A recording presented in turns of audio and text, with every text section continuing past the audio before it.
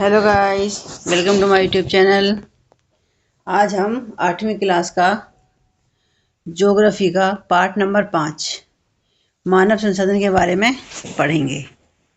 ठीक है, चलिए स्टार्ट करते हैं।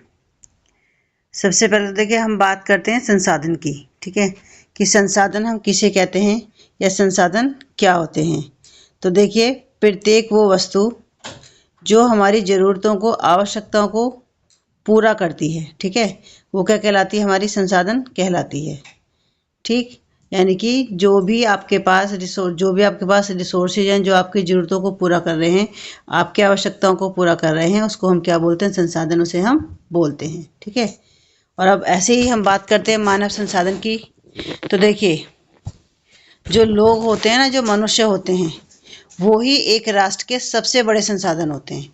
ठीक है, और प्रकृति की देन केवल उस समय महत्वपूर्ण होती है जब वह लोगों के लिए उपयोगी होती है। तो लोग अपनी आवश्यकताओं और योग्यताओं से उसे संसाधन में परिवर्तित कर देते हैं। यानी कि प्रकृति ने हमें जो भी संसाधन दिए हैं, उन्हें मनुष्य अपनी ज़रूरत के हिसाब से और अपनी योग्यताओं से, ठीक है, अपनी एबिलिटी से उसे एक संसाधन के रूप में परिवर्तित कर देते हैं। इस प्रकार मानव संसाधन ही अंतिम संसाधन है। ठीक है, और अगर हम बात करें कि सबसे इम्पोर्टेंट की, तो जो मानव संसाधन है ना, यही सबसे महत्वपूर्ण संसाधन है। ठीक है, क्योंकि स्वास्थ्य, शिक्षित और अभिप्रेरित लोग अपनी आवश्यकताओं के अनुरूप संसाधनों का विकास करते हैं। जो लोग स्वस्थ हैं, शिक्षित हैं, ठीक है, और जो मोटिवेट हैं, वो अपनी आवश्यकताओं के अनुसार संसाधनों को डेवलप करते हैं या उनका विकास करते हैं। ठीक है, अन्य संसाधनों की भांति मानव संसाधन विश्व में समान रूप से वितरित नहीं है। देखिए, जो मानव है वो भी सभी जगह एक समान रूप से नहीं है। अपने शैक्षिक स्तर, आयु और लिंग में वे एक दूसरे से भिन्न हैं। उनकी संख्या और लक्षण भी बदलते रहते हैं। ठीक है, अब हम बात करते हैं जनसंख्या का वितरण।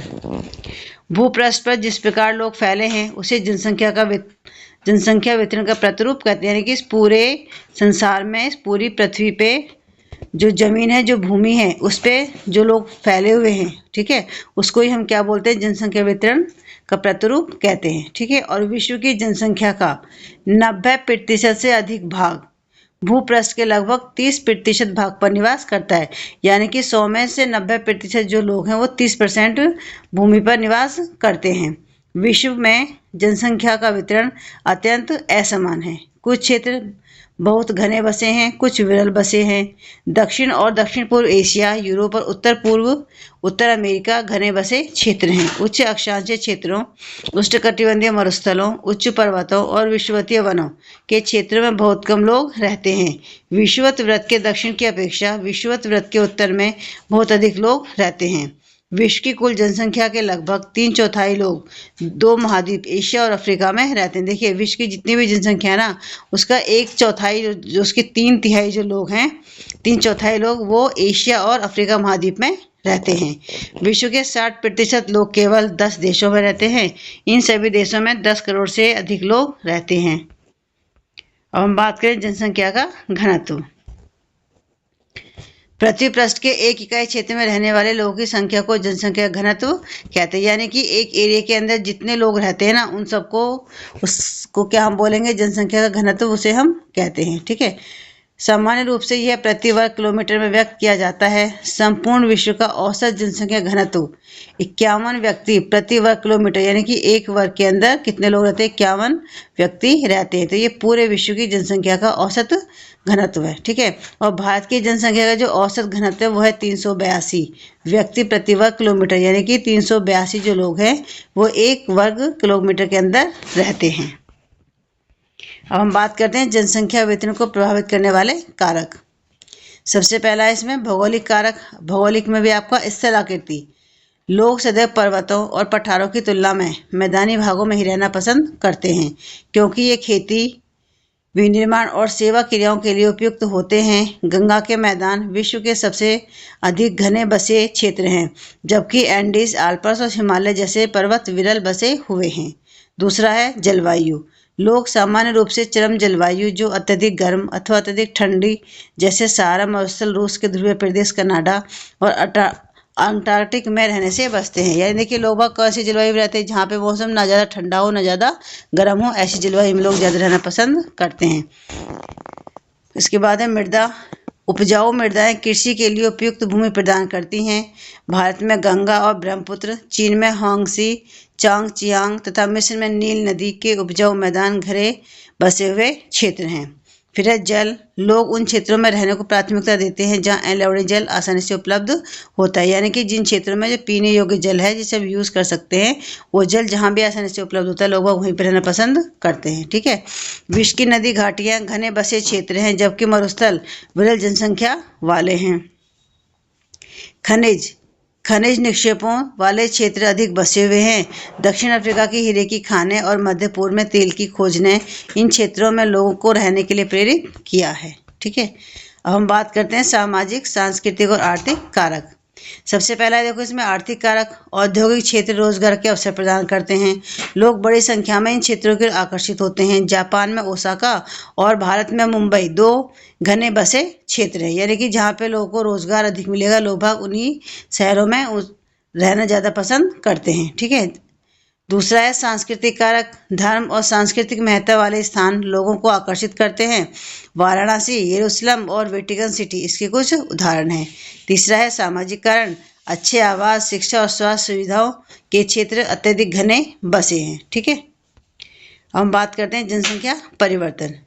जनसंख्या परिवर्तन से तात्पर्य एक निश्चित अवधि के दौरान लोगों की संख्या में परिवर्तन से है। विश्व की जनसंख्या स्थिर नहीं है, यह कई गुना बढ़ गई है।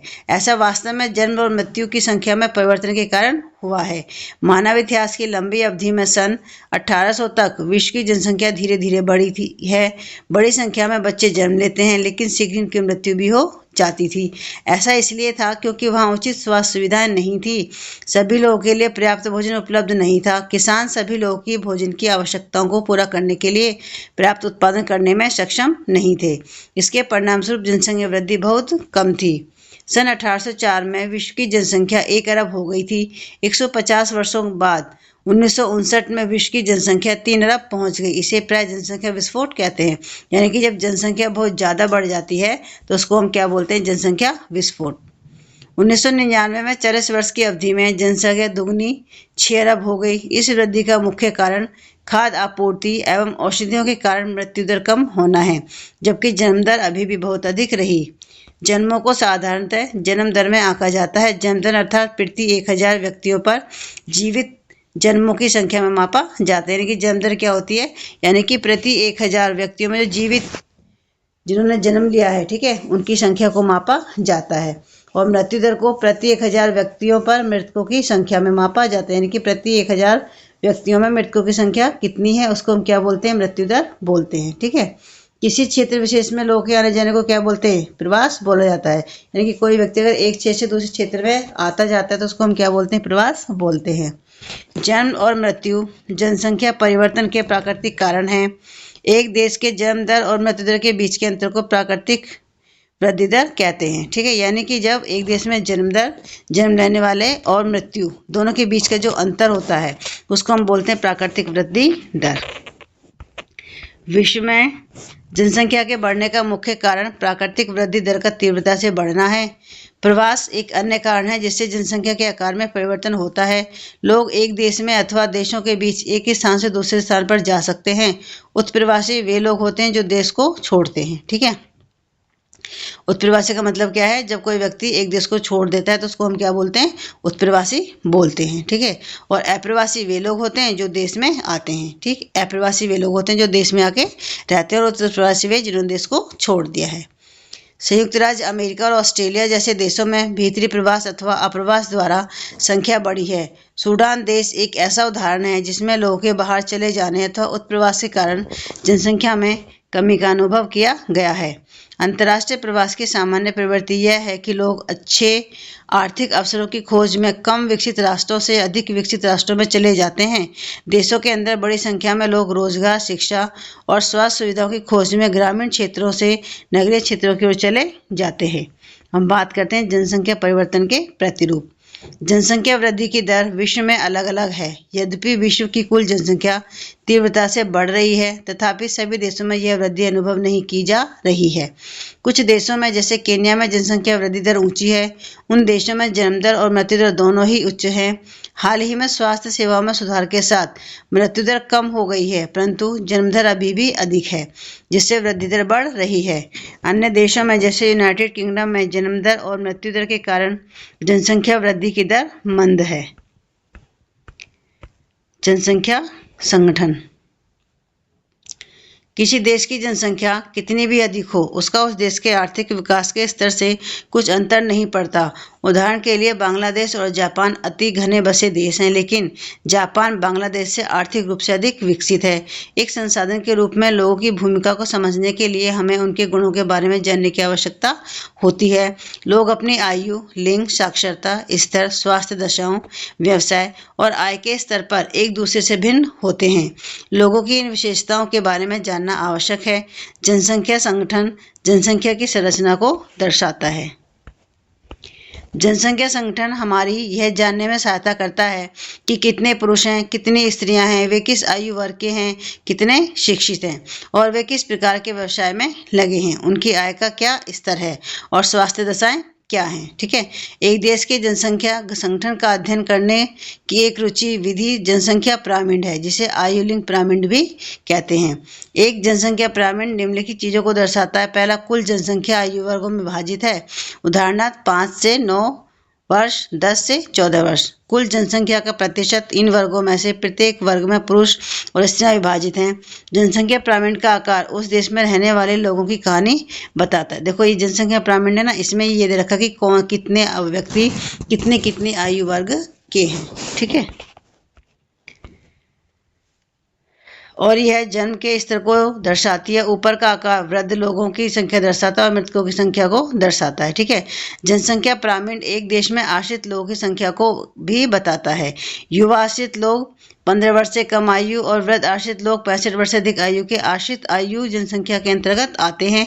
कार्यरत आयु वर्ग 15 से 65 वर्ग के लोग को आर्थिक रूप से सक्रिय वर्ग में रखा गया है। देखिए 15 से 65 ये हर कंट्री में अलग अलग हो सकता है। ठीक है। जैसे भारत में 15 से 60। ठीक है। एक देश का जनसंख्या पिरामिड जिसमें जन्म दर और मृत्यु दर दोनों ही ऊंचे होते हैं, आधार पर चौड़ा है और ऊपर तीव्रता से सकरा होता है। यानी कि जहाँ पे मृत्यु दर भी हाई है और जन्म दर भी हाई है, वहाँ का जो पिरामिड का जो सरफेस होगा वो कैसा होता है, वो चौड़ा होता है और ऊपर की तरफ जाते हुए वो संकरा हो जाता है। ठीक है। ऐसा इसलिए है कि बहुत से बच्चे जन्म लेते हैं, लेकिन उनमें से अधिकतर की मृत्यु शैशव काल में ही हो जाती है और कुछ ही बड़े हो पाते हैं। इसलिए वहाँ वृद्ध लोग बहुत कम है। इस स्थिति को केन्या के पिरामिड द्वारा दर्शाया गया है। जिन देशों में मृत्यु दर विशेष रूप से बहुत छोटे बच्चों में कम हो रही है, युवा आयु वर्ग का पिरामिड चौड़ा है, क्योंकि शिशु प्रौढ़ावस्था तक जीवित रहते हैं। यह भारत के पिरामिड में दृष्टिगोचर होता है। इस प्रकार के जनसंख्या में युवा सापेक्षता अधिक हैं। इसका अर्थ मजबूत और वर्धमान बढ़ती हुई श्रम शक्ति है। कम जन्म दर वाले जापान जैसे देशों में आधा पिरामिड सरकरा है। घटे मृत्यु के कारण अधिक लोग वृद्ध आयु तक पहुंच जाते हैं। कुशल, उत्साही, आशावादी और सकारात्मक दृष्टि जैसे युवा जन किसी राष्ट्र के भविष्य होते हैं। हम भारतवासी भाग्यशाली हैं कि हमारे पास ऐसा संसाधन है। उन्हें योग्य उत्पादक बनाने के लिए, कुशल बनाने और अवसर प्रदान करने के लिए अवश्य शिक्षित किया जाना चाहिए। देखिए ये हमारा चैप्टर नहीं था मानव संसाधन। इसमें मैंने बहुत सारी चीज़ों को समझा। ठीक है। कि जो मानव सभी जगह एक जगह, मतलब उनका जो वितरण है एक जगह नहीं है। ठीक है। और किसी भी व्यक्ति को एक वो उपयोगी बनाने के लिए उसको शिक्षित किया जाना, उसे एजुकेशन दिया जाना बहुत ही जरूरी है। ठीक है। और जो ये पिरामिड है, ये पिरामिड किसी भी देश की जो आयु वर्ग है उनको ये दर्शाते हैं और हर एक आयु का, हर एक कंट्री का जो पिरामिड होता है वो अलग अलग होता है। ठीक है। चलिए आज के लिए इसमें बस इतना ही है। प्लीज़ मेरे चैनल को लाइक और सब्सक्राइब करना ना भूलें और कमेंट करके भी आप बता सकते हैं कि आपको समझ में आ रहा है या नहीं आ रहा है। मिलते हैं आपसे नेक्स्ट वीडियो में। Thank you.